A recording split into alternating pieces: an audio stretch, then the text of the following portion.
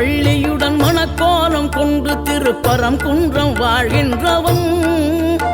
நீ தேவர்களை காத்திடவே வீரமுடன் வேலெடுத்து செந்தூரில் ஆழ்கின்றவன் மாங்கனிக்கு கோபம் கொண்டு பார்ப்புகழும் பழனியிலே ஆண்டியன கோலம் கொண்டவன் நீ தத்துவத்தின் சாரெடுத்து சுவாமி மலை எல்லையிலே தகப்பனுக்கு பாடம் சொன்னவன் காவல் என நின்று பெரும் சினம் தணிந்து தணிகையில கண் குளிர காட்டி தந்தவன் நீ பாங்குடனே கருள் தரவே பழமுதிரும் சோலையில பரஞ்சோதியாய் நின்றவன் பரஞ்சோதியாய்